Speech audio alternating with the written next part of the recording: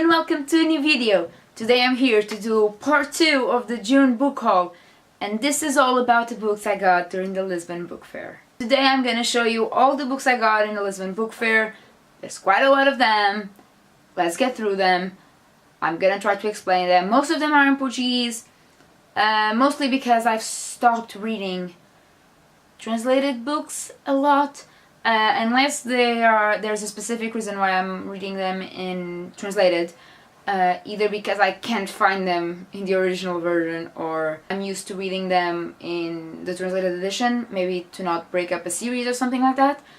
I've been reading mostly non-translated, so most of these books are Portuguese or are from other languages, but stick till the end, please. Yeah, so I'm gonna start with actually not a Portuguese author. He is American, from New York, but he is obsessed with Portugal and he lives here now. And yeah, so this is The Last Kabbalist of Lisbon by Richard Zimler. Now, he's an American author that lives in Portugal now. This is all about the genocide of Jews in Lisbon in 1506 during Mass in Easter. Doing Easter in Lisbon, and I've heard marvelous things about this book, about how the Jews would live in Portugal at the time in the 16th century, after most of them being sent away from the country by the king. This has been translated into multiple languages, including English in the United States, so you can find this one. Just search the author's name. And I've heard amazing things. A teacher of mine in college has recommended this read. My boyfriend has read it and he loved this book, so I just wanted to read it, and it was quite cheap. It was 10 euros in the book fair, so I got it. I got this book. Another one that I bought, and it's enormous, and it was off-priced when I bought it. Biography / historical fiction about this poetess, a Portuguese poetess called Eleanor, the Marquesa of Alorna, Marquesa de Alorna. So this book is by Maria Teresa Horta. If you don't know her, you can Google her. Just Google the three Marias or the three Marys in Lisbon. They were tried for a book they were trying to publish, and the trial never ended because the revolution happened in 1974. That being said, the book is called As Luzes de Leonor, or The Lights of Leonor, and this is enormous. This is a brick. This has 1,000 pages, and it's fictional. The letters are small, so you can see this is not your light read. This won an award at the time in 2011 when it came out.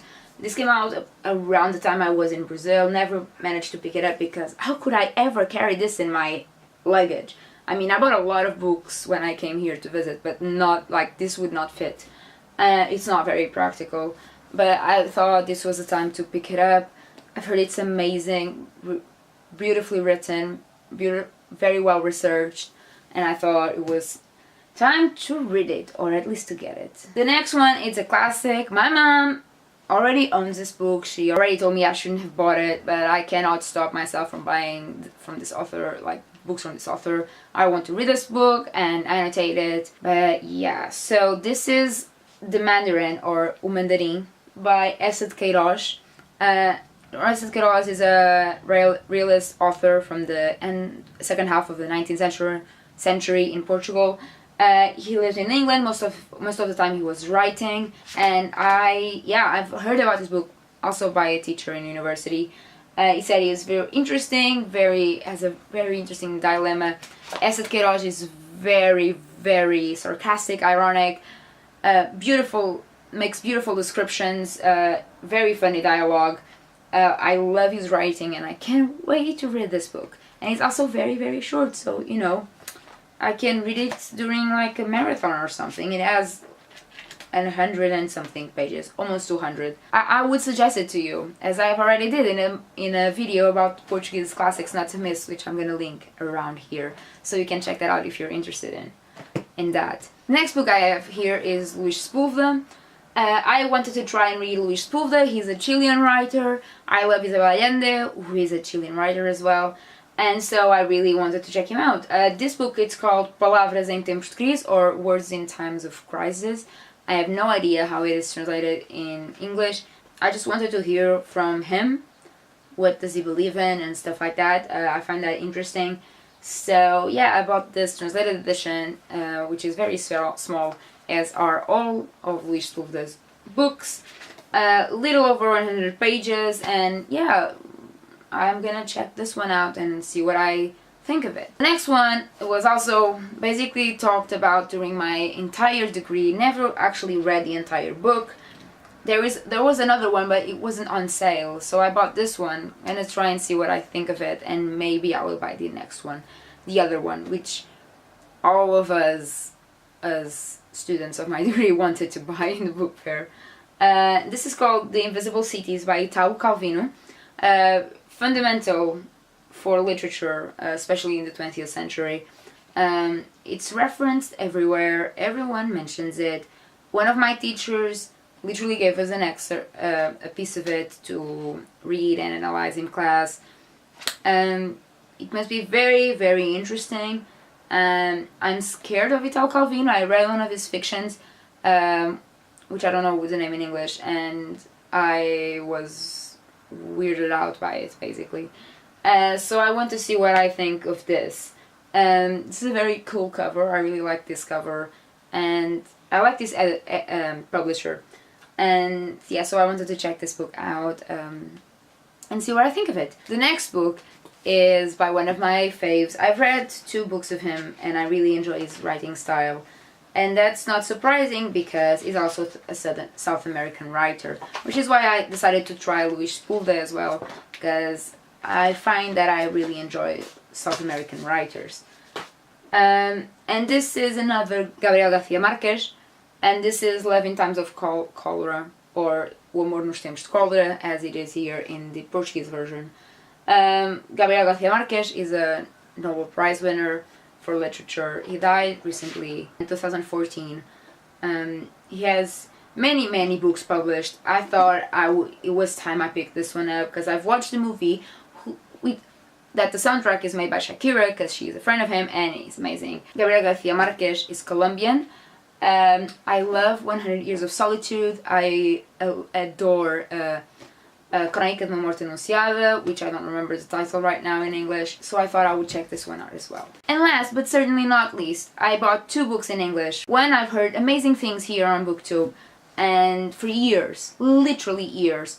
And I mean, the trilogy is entirely out, so I can buy the next ones if I enjoy this. And I thought I would pick it up and see what I think of it. And that's The Bone Season by Samantha Shannon.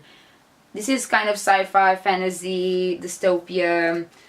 It has magic in it, so I don't know how to classify it. But I've heard it's really good. It's set in London, or a sort of London, which always it attracts me because I love London. And so yeah, I just thought maybe I would branch out a little bit, read a little bit more sci-fi, fantasy, whatever this is. And yeah, because everyone likes it, so why wouldn't I? And usually people that actually enjoy not necessarily YA, but something a little bit more adult, which I kind of feel like I'm transitioning to, even though sometimes I just feel like reading YA because it warms my heart.